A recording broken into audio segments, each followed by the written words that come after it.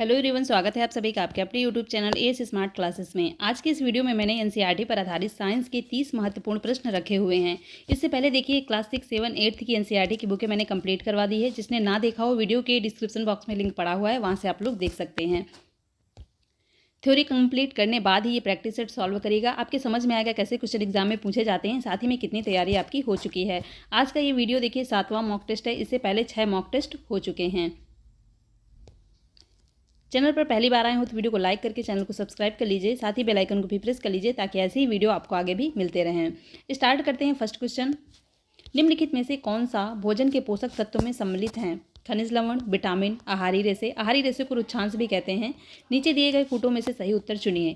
तो देखिए, अगर पोषक तत्वों की बात की जाए तो खनिज लवण, विटामिन, प्रोटीन, कार्बोहाइड्रेट, वसा, ये सभी आपके पोषक तत्व होते हैं।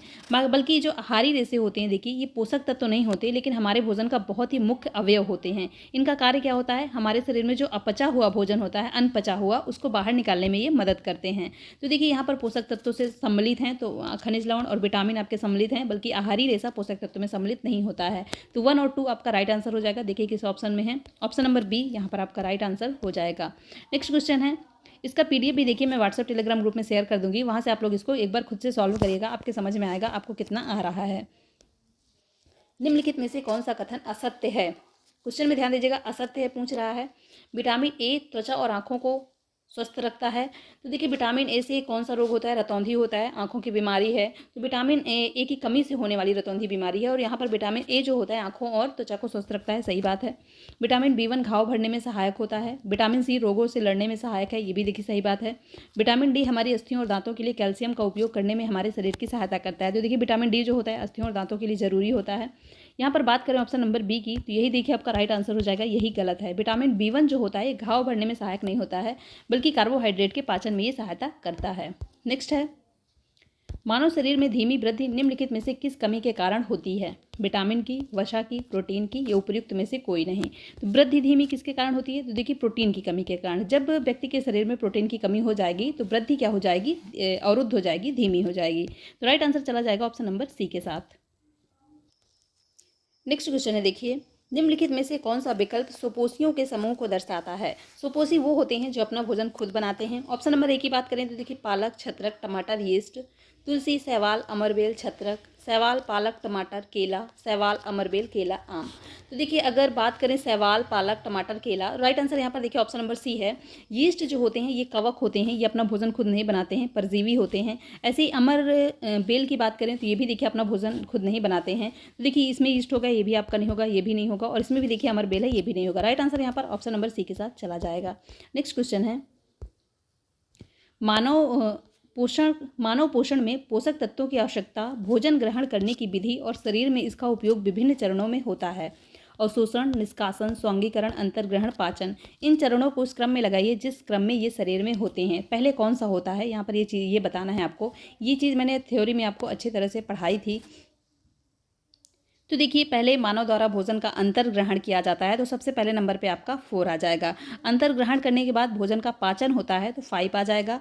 पाचन होने के बाद देखिए भोजन का अवशोषण होता है, तो आपका आ जाएगा 1 देखिए अवशोषण है।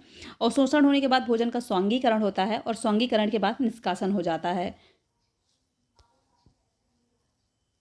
लास्ट में आ जाएगा आपका 2। 4, 5, 1, 3, 2। देखिए किस ऑप्शन में है? 4, 5, 1, 2, 3।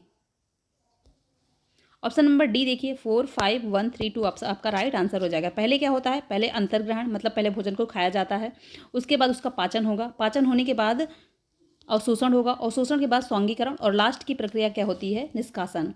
नेक्स्ट क्वेश्चन देखेंगे, मानव नेत्र में शलाकाओं और शंकुओं के विषय में सही कथन का चयन कीजिए। शंकु मंद प्रकाश के लिए सुग्राही होते हैं, शलाकाएं तीव्र प्रकाश के लिए सुग्राही होते हैं। शंकु तीव्र प्रकाश के लिए सुग्राही होते हैं, शलाकाएं वर्णों रंगों की अनुभूति कर सकती हैं। ये भी देखिए मैंने आपको थ्योरी में पढ़ाया था। शलाकाएं जो होती हैं ये कम प्रकाश के लिए सुग्राही होती हैं। अब देखिए ऑप्शन में देखिए शलाकाएं तीव्र प्रकाश के लिए सुग्राही होती हैं, नहीं होगा। शलाकाएं शंकु देखिए, शंकु जो होते हैं वो तीव्र प्रकाश के लिए सुग्राही होते हैं, जबकि शलाकाएं जो होती हैं वो मंद प्रकाश के लिए सुग्राही होती हैं। तो यहाँ पर शंकु की बात करें तीव्र प्रकाश के लिए सुग्राही होती है, तो यही देखिए आपका राइट आंसर हो जाएगा। नेक्स्ट क्वेश्चन देखेंगे, पृथक्करण की विधियों का प्रयोग के संदर्भ में निम्नलिखित में से कौन सा कथन सही नहीं है? मिश्रण के कणों के माप में अंतर का उपयोग चालन तथा निस्यंदन प्रक्रियाओं के द्वारा पृथक्करण में किया जाता है। तो देखिए, जब कोई ऐसा मिश्रण होता है जिसके कणों के माप में अंतर होता है, मतलब उसमें कोई छोटा कण होगा, किसी का बड़ा कण होगा, तो उसको चालन द्वारा या छानने के द्वारा उसको अलग कर लिया जाता है। सही बात है ये। रेत तथा जल के मिश्रण में रेत के भारी कण तली में बैठ जाते हैं और अवसादन की विधि द्वारा जल को उड़ेलकर पृथक किया जाता है। तो यहाँ पर देखिए, अवसादन की विधि द्वारा नहीं बल्कि यहाँ पर निस्तारण की विधि द्वारा जल को उड़ेलकर पृथक किया जाता है।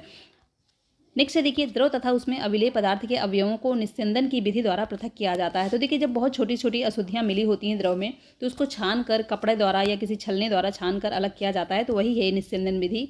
वाष्पन की विधि का प्रयोग करके द्रव में घुले ठोस पदार्थ को पृथक में किया जाता है। तो वाष्पन में द्रव जो होता है वाष्प विधि द्वारा उड़ जाता है और ठोस पदार्थ नीचे रह जाता है। ये भी देखिए सही बात है। यहाँ पर पूछ रहा है कौन सा सही नहीं है, तो राइट आंसर आपका हो जाएगा ऑप्शन नंबर बी। यहाँ पर अवसादन विधि द्वारा नहीं बल्कि निस्तारण विधि द्वारा उसको उड़ेलकर पृथक किया जाता है। नेक्स्ट क्वेश्चन है, निम्नलिखित पर विचार कीजिए। कागज का जलना, दूध का दही बनना, नमक का पानी में घुलना, कुम्हार द्वारा मिट्टी के ढेर को बर्तन में बदलना, उपर्युक्त में से कौन से परिवर्तन उत्क्रमित किए जा सकते हैं?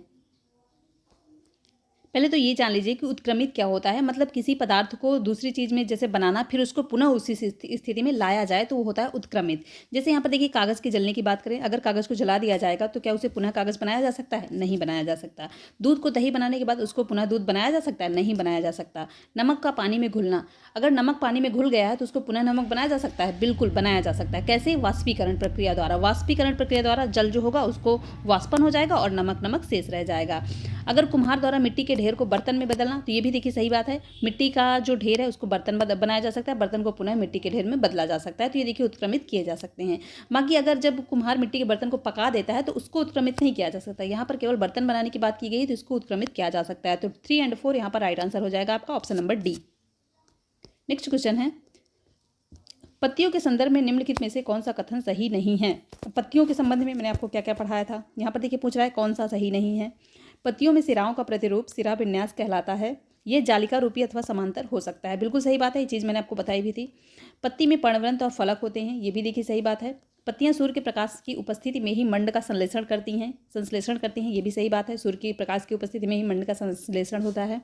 पत्तियां वायुमंडल में उपस्थित जलवाष्प का कुछ हिस्सा भोजन बनाने की प्रक्रिया में ग्रहण करती हैं। यहाँ पर होगा ग्रहण करती हैं। तो यहाँ पर देखिए इसका जो राइट आंसर होगा ऑप्शन नंबर डी हो जाएगा। यही सही नहीं है, क्योंकि ये जो पत्तियां होती हैं देखिए, ये वाष्पोत्सर्जन की क्रिया द्वारा बहुत ज़्यादा जलवाष्प को वायुमंडल में निष्कासित करती हैं। यहाँ पर कह रहा है कि ग्रहण करती हैं, ग्रहण नहीं करती हैं, बल्कि वाष्पोत्सर्जन प्रक्रिया द्वारा जलवाष्प को वायुमंडल में क्या करती हैं? निष्कासित करती हैं। तो right answer option number D के साथ चला जाएगा। नेक्स्ट है, निम्नलिखित में से जड़ नहीं है। गाजर, मूली, आलू, सलजम। यहाँ पर देखिए इसका राइट आंसर हो जाएगा ऑप्शन नंबर सी। आलू जो होता है ये जड़ नहीं होता, बल्कि ये तना होता है। नेक्स्ट क्वेश्चन है, निम्नलिखित में से प्रकाश संश्लेषण की क्रिया के लिए आवश्यक है। प्रकाश संश्लेषण की क्रिया में क्या क्या चीज़ें लगती हैं? क्लोरोफिल हो गया, कार्बन डाइऑक्साइड, ऑक्सीजन, जल, प्रकाश। नीचे दिए गए कूटों की सहायता से सही उत्तर चुनिए।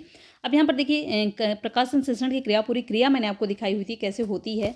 तो देखिए क्लोरोफिल, पत्तियों में जो एक हरा वर्णक पाया जाता है वो क्लोरोफिल होता है, उसी की उपस्थिति में प्रकाश संश्लेषण होता है। तो देखिए इसकी आवश्यकता होती है। कार्बन डाइऑक्साइड की भी आवश्यकता होती है, जल की भी आवश्यकता होती है, क्योंकि देखिए कार्बन डाइऑक्साइड और जल मिलकर ही प्रकाश संश्लेषण की क्रिया करते हैं, प्रकाश की उपस्थिति और ये क्लोरोफिल की उपस्थिति में।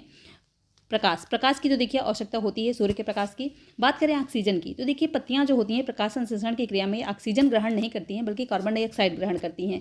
ऑक्सीजन की बात करें तो ऑक्सीजन ये बहुत ज़्यादा की मात्रा में निष्कासित करती हैं। इस क्रिया द्वारा ऑक्सीजन बहुत ज़्यादा की मात्रा में निष्कासित होती है। तो राइट आंसर यहाँ पर देखिए आपका हो जाएगा 1, 2, 4, 5, क्योंकि यहाँ पर पूछ रहा है कि प्रकाश संश्लेषण की क्रिया के लिए आवश्यक है 1, 2, 4, 5। देखिए किस ऑप्शन में है? यहाँ पर देखिए राइट आंसर हो जाएगा ऑप्शन नंबर सी, 1, 2, 4 और 5। यहाँ पर देखिए 5 नहीं है, 5 कर लीजिए। नेक्स्ट क्वेश्चन है, केचुए की शरीर रचना व उपयोगिता के संदर्भ में निम्नलिखित में से कौन सा कथन सही नहीं है? केचुए से संबंधित देखिए क्वेश्चन है। केचुए का मेरुदंड लंबा तथा शरीर की पेशियां तीक्ष्ण एवं असंख्य होती हैं। तो देखिए अगर केचुए के शरीर की बात करें तो केचुए के शरीर में कोई भी अस्थियां नहीं होती हैं, केवल पेशियां होती हैं। और पहले नंबर में ही आपका कह रहा है कि पेशियां छीड़ होती हैं। छीड़ नहीं होती, बल्कि केचुए के शरीर में केवल पेशियां ही पाई जाती हैं। तो यहाँ पर देखिए यही आपका गलत हो जाएगा। नेक्स्ट है, केचुए में गति शरीर की पेशियों के बारी बारी से विस्तारण एवं संकुचन से होती है। तो आप लोगों ने केचुआ कभी देखा हो तो जब केचुआ चलता है तो ऐसे ऐसे मतलब पहले संकुचन करेगा, फिर विस्तारण करेगा, पीछे से संकुचन करेगा, आगे से विस्तारण करेगा, दोनों साइड से चल सकता है। तो देखिए ये बिल्कुल सही बात है। शरीर के अधः सतह पर सूख बाल जैसी आकृति केचुए को भूमि पर पकड़ बनाने में सहायता करती हैं, ये भी सही बात है। केचुए मिट्टी को उपजाऊ बनाने में सहायक होते हैं, ये भी देखिए सही बात है। केचुए मिट्टी को खाते हैं और खेतों में इनकी अगर ये होते हैं तो बहुत अच्छा माना जाता है, क्योंकि केचुए जो होते हैं मिट्टी को खाते हैं और खेतों में जब ये मिट्टी को खाते हैं तो उससे भूमि पोली बन जाती है, जिसके कारण भूमि को अच्छी तरह से हवा और पानी मिल जाता है और पैदावार अच्छी होती है। नेक्स्ट क्वेश्चन है, केचुए के श्वसन के संदर्भ में निम्नलिखित में से कौन सा कथन सही है? केचुए नासिका ग्रंथियों द्वारा श्वसन करते हैं, केचुए त्वचा द्वारा श्वसन करते हैं, केचुआ मुख द्वारा श्वसन करते हैं, उपयुक्त में से कोई नहीं। तो देखिए अगर केचुए के श्वसन की बात करें तो केचुआ जो होते हैं त्वचा द्वारा श्वसन करते हैं, राइट आंसर चला जाएगा ऑप्शन नंबर बी के साथ। नेक्स्ट है, नागफनी के पौधे में प्रकाश संश्लेषण निम्नलिखित में से किस भाग में होता है? पत्तों में, तने में, जड़ों में या इनमें प्रकाश संश्लेषण नहीं होता है? देखिए अगर नागफनी पौधे की बात करें तो ये एक मरुस्थली पौधा है, मरुस्थल में पाया जाता है। इसके द्वारा जो वाष्पोत्सर्जन की प्रक्रिया होती है, जलवाष्प जो निष्कासित होती है बहुत ही कम मात्रा में होती है। इसका पेड़ पौधा आप लोगों ने देखा होगा, ऐसे ऐसे गोल गोल पत्तियां टाइप की होती हैं इसमें, इसी में कांटे कांटे रहते हैं, हरा कलर का ये होता है। तो इसमें ये इसकी देखिए पत्तियां नहीं होती बल्कि इसका तना होता है और इसी के द्वारा प्रकाश संश्लेषण की क्रिया होती है। तो right answer option number B के साथ चला जाएगा कि नागफनी के तने में प्रकाश संश्लेषण की प्रक्रिया होती है। नेक्स्ट है, निम्नलिखित में से किसमें श्वसन प्रक्रिया संपन्न होती है? पौधे में, जीव में, बीज में? नीचे दिए गए कूटों में सही उत्तर चुनिए। श्वसन प्रक्रिया जो होती है देखिए सभी सजीवों में होती है, पौधे में भी श्वसन प्रक्रिया होती है, सभी जीवों में भी होती है और बीजों में भी श्वसन प्रक्रिया होती है। बीज से ही देखिए नए पौधे का निर्माण होता है, ये भी एक जीव ही है, तो इसमें भी श्वसन की प्रक्रिया होती है। तो राइट आंसर आपका हो जाएगा 1, 2 एंड 3, ऑप्शन नंबर डी यहाँ पर आपका राइट आंसर हो जाएगा। नेक्स्ट है, निम्नलिखित में से लंबाई का एसआई मात्रक कौन सा है? ये एसआई मात्रक आपको आने चाहिए, देखिए मीटर, फुट, ए बी दोनों, उपयुक्त में से कोई नहीं। इजी क्वेश्चन है, लंबाई का एसआई मात्रक मीटर होता है, राइट आंसर ऑप्शन नंबर ए के साथ चला जाएगा। नेक्स्ट है, व्यक्ति वस्तुओं को देख पाता है जब, कब देख पाता है? वस्तु पर प्रकाश पड़े, जब व्यक्ति की आंखों पर प्रकाश पड़े, जब प्रकाश वस्तु पर पड़े और आंखों की तरह पाए, इनमें से कोई नहीं। इसका जो राइट आंसर हो जाएगा ऑप्शन नंबर सी। व्यक्ति वस्तु को कब देख पाएगा? जब प्रकाश जो होगा पहले वस्तु पर पड़ेगा और वस्तु पर पड़ने के बाद परावर्तित होकर वो व्यक्ति की आंखों की तरह पाएगा, तभी उस व्यक्ति उस वस्तु को देख पाएगा। एक बार ये क्वेश्चन कहीं पर और आया था, मैंने करवाया भी था, सेमी क्वेश्चन ऐसा ही था। नेक्स्ट देखिए, पंखे का चलना उदाहरण है सरल रेखीय गति का, वर्तुल गति का, आवर्ती गति का, इनमें से कोई नहीं। पंखा कैसे चलता है आप सभी के घर में होगा, आप लोगों ने देखा होगा। सरल रेखी गति जो सीधी गति होती है वो आपकी सरल रेखी गति होती है। पंखा जो चलता है देखिए वर्तुल गति का उदाहरण होता है, right answer option number B के साथ चला जाएगा। यहाँ पर देखिए क्वेश्चन और अगर एग्जाम में आ जाए कि घड़ी का जो घूमना होता है, मतलब घड़ी का किस गति का उदाहरण होता है, तो वो भी वर्तुल गति का उदाहरण होता है। ऐसे ही कुम्हार के चाक की बात की जाए तो वो भी देखिए गोल गोल घूमता है, वो भी वर्तुल गति का ही उदाहरण होता है। तो राइट आंसर यहाँ पर ऑप्शन नंबर बी के साथ चला जाएगा। नेक्स्ट है, निम्नलिखित में से असत्य कथन का चयन कीजिए। जब प्रकाश के पथ में कोई अपारदर्शी वस्तु आ जाती है तो उस वस्तु की छाया नहीं बनती है। तो देखिए असत्य कथन यहाँ पर पूछ रहा है, अगर अपारदर्शी वस्तु आएगी, अपारदर्शी मतलब प्रकाश इस पार से उस पार नहीं जा सकता है। मान लीजिए प्रकाश आ रहा है और उसके बीच में कोई पत्थर का टुकड़ा ही मान लीजिए रखा है, अपारदर्शी, इधर इस पार से उस पर प्रकाश नहीं जा सकता है, कह रहा है यहाँ पर छाया नहीं बनती। तो देखिए अगर अपारदर्शी वस्तु आएगी तो छाया बनेगी। यहाँ पर देखिए पहला ही ऑप्शन गलत है। नेक्स्ट भी देख लेते हैं, दर्पण परावर्तन से हमें स्पष्ट प्रतिबिंब प्राप्त होते हैं, सही बात है। पारभासी वस्तुएं प्रकाश के कुछ भाग को ही अपने से होकर जाने देती हैं, ये भी देखिए सही बात है। पारदर्शी, अपारदर्शी, पारभासी 3 प्रकार के होते हैं। पारदर्शी से पूरा प्रकाश इस पार से उस पार चला जाता है, उसमें कोई छाया नहीं बनेगी। अपारदर्शी जो होता है उसमें से देखिए कुछ प्रकाश का एक भी अंश इस पार से उस पार नहीं जा पाता, उसमें छाया बनती है। और पारभासी की बात करें तो कुछ अंश प्रकाश का इस पार से उस पार इससे जा पाता है। प्रतिबिंब छायाओं से अत्यधिक भिन्न होते हैं, छायाएं अलग होती हैं, प्रतिबिंब अलग होते हैं, ये भी देखिए सही बात है। राइट आंसर यहाँ पर आपका हो जाएगा ऑप्शन नंबर ए, क्योंकि यहाँ पर पूछ रहा है असत्य का चयन करिए, तो ऑप्शन नंबर ए यहाँ पर राइट आंसर हो जाएगा, क्योंकि कह रहा है छाया नहीं बनती बल्कि छाया बनती है। नेक्स्ट है, विद्युत बल्ब में होता है फिलामेंट, स्विच, सॉकेट, डाइंग पिन। राइट आंसर हो जाएगा इसका ऑप्शन नंबर ए, विद्युत बल्ब में फिलामेंट होता है जो इसके टर्मिनलों से जुड़ा होता है और इसी जब टर्मिनलों से विद्युत धारा प्रवाहित होती है तो ये फिलामेंट ही जलने लगता है और इसी से देखिए बल्ब जलता है। नेक्स्ट क्वेश्चन है, विद्युत चालक तथा विद्युत रोधक से संबंधित कथन है। ऑप्शन नंबर ए है, जो पदार्थ विद्युत धारा का प्रवाह होने देते हैं वे विद्युत चालक कहलाते हैं तथा जो पदार्थ विद्युत धारा का प्रवाह मंद कर देते हैं विद्युत रोधक कहलाते हैं। बी है, जिस पदार्थ में विद्युत धारा का प्रवाह होता है उसे विद्युत चालक तथा जिस पदार्थ में विद्युत धारा का प्रवाह नहीं होता है उसे विद्युत रोधक कहते हैं। सी है, जिसमें विद्युत धारा प्रवाहित नहीं हो सकती है उसे विद्युत चालक तथा जिसमें विद्युत धारा प्रवाहित होती है उसे विद्युत रोधक कह रहे हैं। ए और बी दोनों। तो यहाँ पर देखिए विद्युत चालक वे होते हैं जिससे विद्युत धारा का प्रवाह होता है, मतलब जो अपने से विद्युत धारा का प्रवाह होने देते हैं वो विद्युत चालक होते हैं, और जो अपने से विद्युत विद्युत धारा का प्रवाह नहीं होने देते वो विद्युत रोधक होते हैं। राइट आंसर हो जाएगा आपका ऑप्शन नंबर बी। यहाँ पर देखिए मंद नहीं, विद्युत रोधक जो होता है अपने आप से विद्युत बिल्कुल ही विद्युत धारा का प्रवाह रोक देता है, मंद नहीं करता। तो right answer option number B के साथ यहाँ पर चला जाएगा। नेक्स्ट क्वेश्चन है, Rime of the Ancient Mariner कविता के रचयिता हैं। ये देखिए कविता है Rime of the Ancient. Option number A है MT. Coleridge, ST. Coleridge, TM. Coleridge या टी.एस. कोलरिज। तो देखिए Rime of the Ancient Mariner की जो कविता है वो एस.टी. कोलरिज है। Right answer option number B के साथ चला जाएगा। इसमें देखिए इस कविता में इन्होंने वर्णन क्या किया है कि महासागर में जैसे कोई जहाज भटक जाती है तो उसमें जो लोग होते हैं उसी से संबंधित इन्होंने वर्णन किया है उसमें। और एक पंक्ति है जो इन्होंने कहा था कि हर जगह जल ही जल और पीने के लिए कोई बूंद नहीं, क्योंकि महासागरों का पानी खारा होता है, पिया नहीं जा सकता। तो इसीलिए जो भटके हुए राही होते हैं उन्हीं के लिए कहा था कि हर जगह जल ही जल और पीने के लिए कोई बूंद नहीं। नेक्स्ट क्वेश्चन है, निम्नलिखित में से कौन सा पादप कीटों को पकड़कर अपना आहार प्राप्त करता है? अमरबेल, गुड़हल, घटपर्णी, गुलाब। ये क्वेश्चन देखिए ईवीएस में भी आपको देखने को मिलता है। घटपर्णी जो होता है कीटभक्षी पादप होता है, इसका आकार घड़े जैसा का होता है, इसमें ऊपर एक पत्ती लगी रहती है और ये पत्ती जैसे इसमें आकर कोई कीड़ा बैठता है और ये पत्ती बंद हो जाती है, जिससे ये उस कीड़ों को खा जाता है, मतलब उसका आहार कर लेता है। तो right answer option number C के साथ चला जाएगा। पादप के किस भाग द्वारा प्रकाश संश्लेषण हेतु वायु से कार्बन डाइऑक्साइड ली जाती है? मूल रोम, रंध्र, पर्णशिराएं या बाह्यदल। राइट आंसर हो जाएगा इसका ऑप्शन नंबर बी। पत्तियों में देखिए प्रकाश संश्लेषण की क्रिया होती है। पत्तियों में छोटे छोटे रंध्र होते हैं, उन्हीं के द्वारा कार्बन डाइऑक्साइड पत्तियों में प्रवेश करती है। नेक्स्ट है, निम्नलिखित में से कौन सा तापमान का मात्रक नहीं है? सेल्सियस, फ़ारेनहाइट, केल्विन या पास्कल। राइट आंसर हो जाएगा इसका option number D, pascal. Pascal जो होता है देखिए दाब का मात्रक होता है। यहाँ पर पूछ रहा है कौन सा तापमान का मात्रक नहीं। तापमान के मात्रक होते हैं आपके सेल्सियस, फ़ारेनहाइट, केल्विन, ये तीनों ही तापमान के मात्रक होते हैं। एक चीज़ यहाँ पर और याद रखिएगा कि अगर तापमान का एसआई मात्रक पूछ लिया जाए तो केल्विन होता है। बाकी यहाँ पर तो आपका राइट आंसर है ऑप्शन नंबर डी, ये ताप का नहीं बल्कि दाब का मात्रक होता है। नेक्स्ट क्वेश्चन है, स्टेनलेस स्टील की कढ़ाई में प्रायः कापर तांबे की तली लगाई जाती है, इसका कारण हो सकता है? तांबे की तली कढ़ाई को अधिक टिकाऊ बना देती है, ऐसी कढ़ाई दिखने में सुंदर लगती हैं। स्टेनलेस इस्पात की अपेक्षा तांबे को साफ करना अधिक आसान है। स्टेनलेस इस्पात की अपेक्षा तांबा ऊष्मा का अच्छा चालक होता है। तो देखिए स्टेनलेस इस्पात की अगर बात की जाए तो कढ़ाई में तांबे की जो तली लगाई जाती है, क्यों इसलिए लगाई जाती है क्योंकि स्टेनलेस इस्पात की अपेक्षा जो तांबा होता है ऊष्मा का अच्छा चालक होता है, उसके कारण जो कढ़ाई होती है अच्छी तरह से गर्म होती है। तो right answer option number D के साथ चला जाएगा। नेक्स्ट है, निम्नलिखित में से कौन सा पदार्थ हमारी पेशियों में संचित होता है जिससे ऐंठन होती है? ये क्वेश्चन भी देखिए मैंने आपको बताया था, कार्बन डाइऑक्साइड, लैक्टिक अम्ल, जल, एल्कोहल। तो हमारी पेशियों में जब लैक्टिक अम्ल का संचय हो जाता है काफ़ी ज़्यादा मात्रा में, तो हमारे पेशियों में क्या होती है? ऐंठन होती है। तो right answer option number B के साथ चला जाएगा। नेक्स्ट है, किसी गर्म दिन की दोपहर में किसी खेत अथवा खुले मैदान में जमीन के ऊपर की वायु कंप दीप्ति होती दिखाई देती है, ऐसा निम्नलिखित में से किसके कारण से होता है? सूर्य के प्रकाश के परावर्तन के कारण, विवर्तन की घटना के कारण, वायु में जलवाष्प की अधिकता के कारण या उपयुक्त में से कोई नहीं। तो यहाँ पर देखिए ऐसा जो होता है सूर्य के प्रकाश में परावर्तन के कारण होता है। राइट आंसर ऑप्शन नंबर ए के साथ चला जाएगा। नेक्स्ट क्वेश्चन है, अंतः शोषित वायु तथा उच्च शोषित वायु में ऑक्सीजन का प्रतिशत कितना होता है?